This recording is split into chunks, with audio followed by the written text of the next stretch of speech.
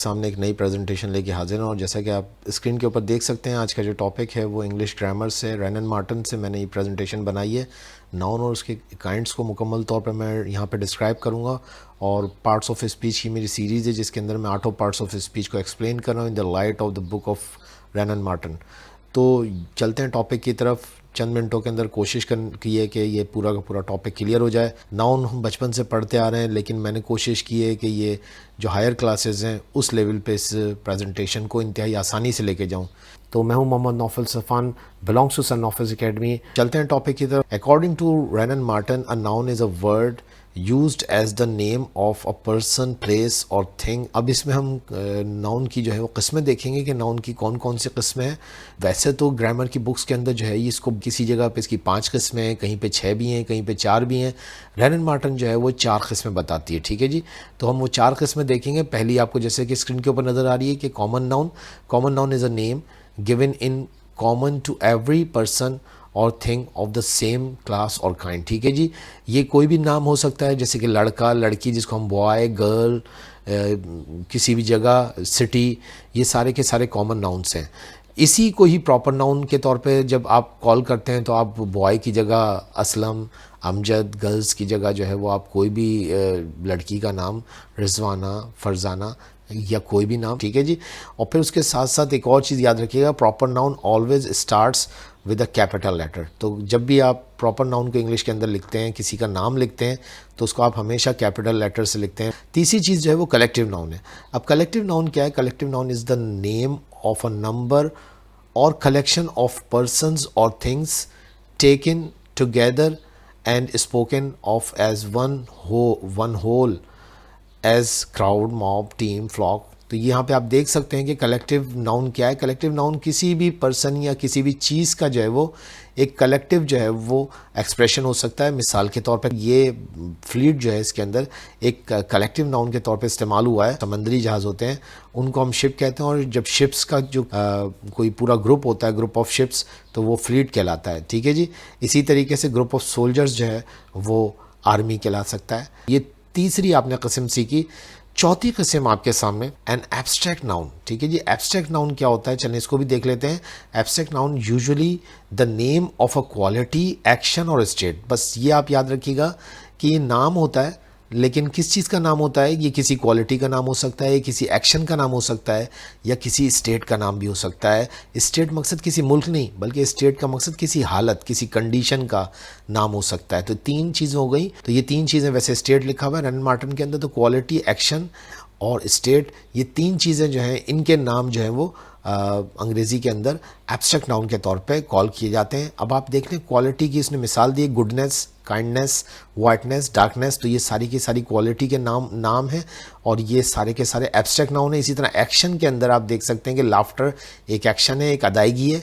इसी तरह खुद मूवमेंट, हरकत, ये भी जो है वो नाम है मूवमेंट का ही, तो वो आप देख सकते हैं। इसी तरह स्टेट, स्टेट क्या है कि हालतें, मुख्तलिफ हालतें, जैसे कि आप यहाँ पे देख सकते हैं चाइल्डहुड एक हालत है, बचपना, बॉयहुड लड़कपन, और इस तरह यूथ जवानी, ये सारी की सारी हालतें हैं और ये सारे के सारे एब्स्ट्रैक्ट नाउन है। लेकिन देखिए बड़ी आसान करते हैं जब इंग्लिश ग्रामर को हम पढ़ते हैं, तो एब्स्ट्रैक्ट नाउन को अगर हम थोड़ा सा देसी अंदाज में समझें तो एब्स्ट्रैक्ट नाउन वो नाउन्स होते हैं जिनको आप हाथ नहीं लगा सकते, यानी ये इनटेंजिबल होते हैं, ये आप इनको छू नहीं सकते हैं।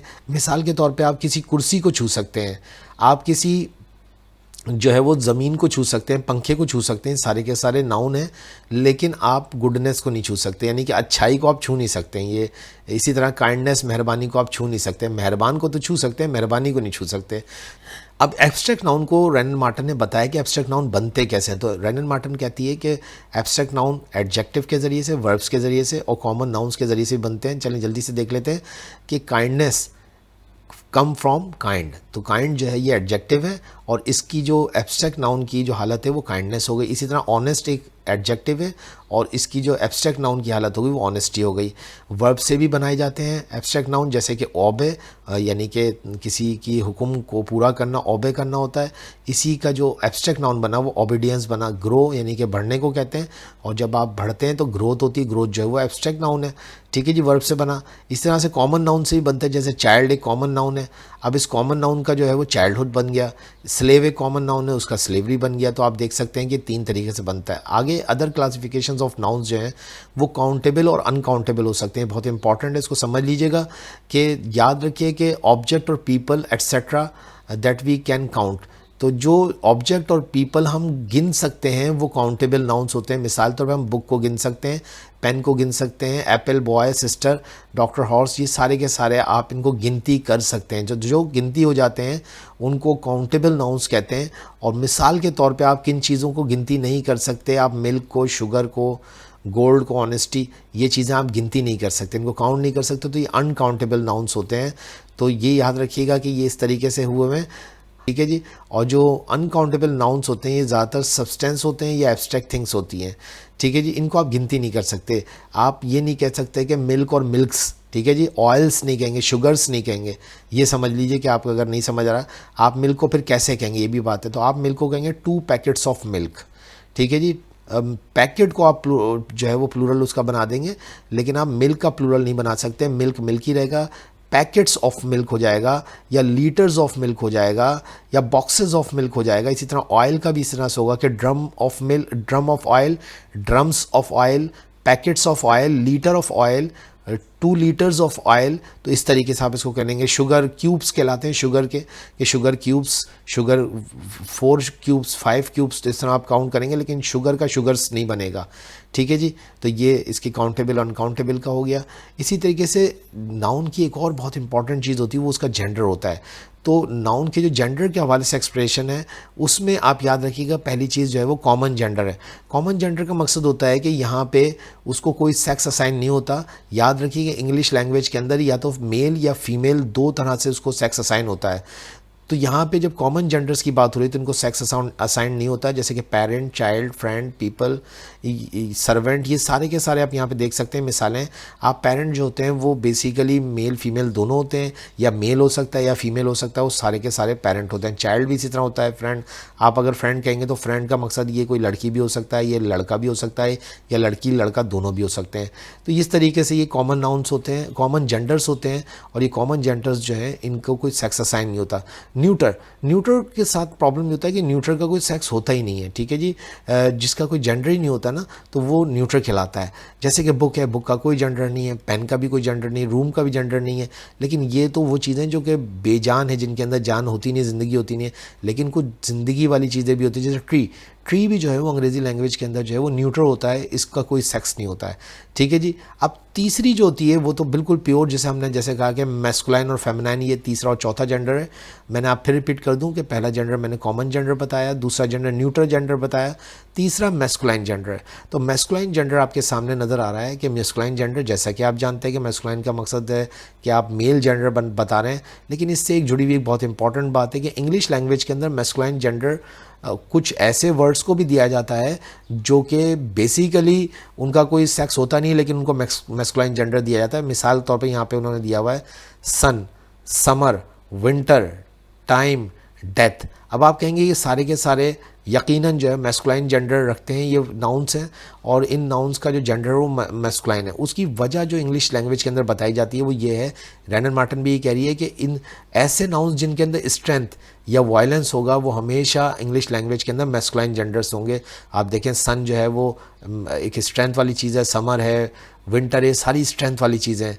तो आप देखें कि यहाँ पे आपको ये मैस्कुलाइन जेंडर से कॉल होते हैं। इसकी एग्जाम्पल यहाँ पे देखें, the sun sheds his beam on rich and poor alike. सूरज जो है वो अपनी गर्मी, अपनी रोशनी सब पे बराबर बरसाता है, लेकिन यहाँ पे आप देख सकते हैं हिज का इस्तेमाल हुआ, हर का इस्तेमाल हुआ। तो ये आप देख सकते हैं कि ये एक मैस्कुलाइन जेंडर के तौर पे कंसीडर किया जाता है। हमारे यहाँ देखें ना, सूरज को तो हम भी उर्दू या हिंदी के अंदर जो है वो मैस्कुलाइन जेंडर ही काउंट करते हैं, लेकिन अगर आप सर्दी को देखें तो सर्दी उर्दू के अंदर जो है वो एक फेमिनाइन जेंडर के तौर पे इस्तेमाल होती है, यानी कि सर्दी आ गई है, सर्दी आ गया नहीं होता है, या सर्दी हो रहा है नहीं है, सर्दी हो रही होती है। तो यहाँ पे उर्दू और अंग्रेज़ी के अंदर थोड़ा सा डिफरेंस आ जाता है। इसी तरीके से यहाँ पे अगर आप देखें तो फेमिनाइन जेंडर, जैसा कि आप जानते हैं फेमिनाइन जेंडर बेसिकली फ़ीमेल की तरफ रिलेट कर जाता है, वो वर्ड्स जिनको हम फीमेल कंसिडर करते हैं।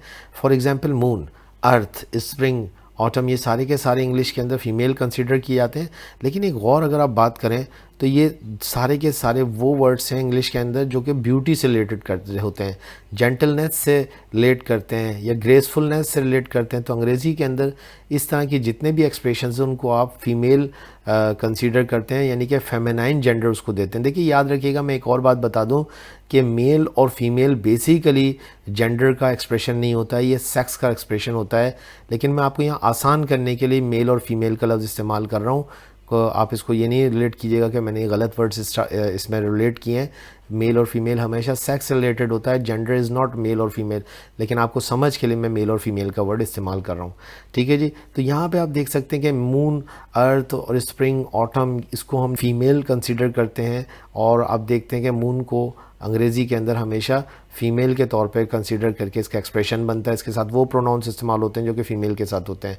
ठीक है जी। अर्थ के साथ भी ये सारे के सारे जेंटलनेस, ब्यूटी और ग्रेसफुलनेस को एक्सप्रेस करते हैं। इसलिए जैसा कि आप यहाँ पे देख सकते हैं कि मून के लिए इसने जो ये जुमला बनाया है, कहता है the moon has hidden her face behind a cloud, बादलों के पीछे जो है वो चांद छुप गया है।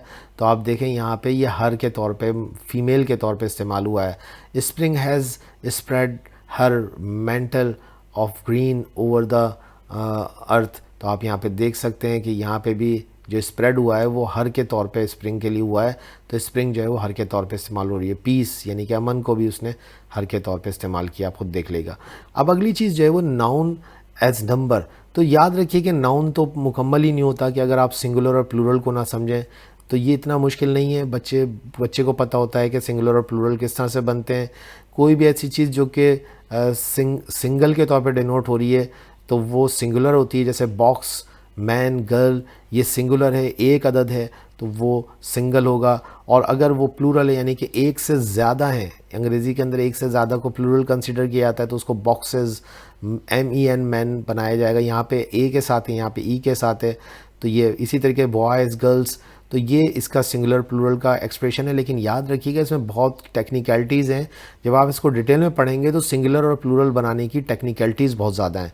वो फिर आप डिटेल में पढ़ लीजिएगा कि किस तरह से अंग्रेज़ी में सिंगुलर से प्लूरल्स बनाए जाते हैं। वो एक पूरा एक फार्मूला है। ठीक है जी। अगला चीज़ जो है वो नॉमिनेटिव केसेस हैं, इसी तरीके से एक्यूजेटिव केसेस हैं और पॉजेसिव केसेस हैं, जिसको पॉजेसिव केस को हम जेनेटिव केस भी कहते हैं। ठीक है जी। तो पहला ले लेते हैं नॉमिनेटिव केसेस। देखिए याद रखिएगा अंग्रेज़ी के अंदर जहाँ पे भी नाउन एज ए सब्जेक्ट इस्तेमाल होगा यानी कि डूअर के तौर पे इस्तेमाल होगा तो ये नॉमिनेटिव केस होगा। ठीक है जी। अगर मैं कहूँ कि Naufil is teaching in the class, तो नौफिल जो है यहाँ पे नॉमिनेटिव केस है। ये एक नाउन है जो कि नॉमिनेटिव केस के तौर पे या क्या सब्जेक्ट के तौर पे इस्तेमाल हो रहा है ऑफ वर्ब। ठीक है जी। तो ये नॉमिनेटिव केस आपकी समझ में आ गया कि हमेशा नॉमिनेटिव केस नाउन के तौर पे या प्रोनाउन के तौर पे, दोनों सूरतों में नॉमिनेटिव केस सेंटेंस के अंदर मौजूद सब्जेक्ट के लिए डिनोट होता है, उससे रेफ़र होता है, उसको ज़ाहिर करता है। इसी तरीके से जहाँ पे भी सेंटेंस के अंदर कोई ऑब्जेक्ट होगा और ये नाउन हो या प्रोनाउन हो, दोनों सूरतों के अंदर ये एक्यूजेटिव केस कहलाएगा हमेशा। एक्यूजेटिव यानी कि एक तो जुमले के अंदर, सेंटेंस के अंदर चीज़ होती है जिसको आप सब्जेक्ट कहते हैं डूअर, और एक चीज़ होती है जिस पे कि वो एक्शन पास हो रहा होता है। फॉर एग्जांपल अगर मैं कहता हूँ कि Akbar is singing a song, तो जो वो काम कर रहा है, जो गाने का काम कर रहा है, वो किस पे कर रहा है, वो सॉन्ग पे कर रहा है। तो वो जो सॉन्ग है इसके अंदर वो उसका ऑब्जेक्ट है और ऑब्जेक्ट एक्यूजेटिव केस होता है, चाहे वो नाउन हो या वो प्रोनाउन हो। ठीक है जी। तीसरी चीज़ है पॉजेसिव केस नाउन के अंदर, और पॉजेसिव केस को भी समझना कोई मुश्किल नहीं है। अंग्रेज़ी के अंदर कहीं पे भी पोजीशन आ रहा हो, किसी का कब्ज़ा आ रहा हो, मिसाल के तौर पे यहाँ पे आप देख सकते हैं कि दिस इज़ स्मिथ्स अम्ब्रेला, ये स्मिथ साहब हैं, उनकी ये अम्ब्रेला छतरी है। तो यहाँ पे ये अम्ब्रेला किसको बिलोंग करती है, किसके पोजीशन में जा रही है, स्मिथ के, एपोस्ट्रोफी इस्तेमाल हुआ है। तो Smiths umbrella, the umbrella belonging to Smith, तो पोजेशन शो रहा है, ये पॉजिटिव केस है। ठीक है जी। आखिर में एक चीज़ है compound noun. Compound noun made up of 2 और मोर स्मॉलर वर्ड्स। ठीक है जी। कंपाउंड नाउन क्या होते हैं, छोटे छोटे 2 या 3 वर्ड से मिल के बनते हैं। जैसे आप यहाँ देख सकते हैं सिस्टर इन लॉ, तो यहाँ पे सिस्टर इन लॉ एक कंपाउंड नाउन बन गया है, जिसको हम साली कहते हैं उर्दू हिंदी के अंदर। तो ये सिस्टर इन लॉ जो है बेसिकली ये एक कंपाउंड नाउन के तौर पे इस्तेमाल हो रहा है। स्कूल बॉय, देखिए यहाँ पे 2 वर्ड्स इस्तेमाल हुए हैं, बॉय और स्कूल, उसको कंबाइन कर दिया गया है। स्कूल बॉय यानी कि स्कूल का स्टूडेंट या स्कूल का लड़का, तो स्कूल बॉय कहलाएगा, स्कूल जाने वाला लड़का, ये भी कह सकते हैं आप। तो फ्रूट जूस यानी कि फ्रूट का जूस। इसी तरीके से टेक्स्ट बुक यानी कि जो तालीमी किताब है वो टेक्स्ट बुक है, तो एट्सेट्रा, ये सारे कंपाउंड नाउन्स हैं। तो ये मेरी प्रेजेंटेशन थी।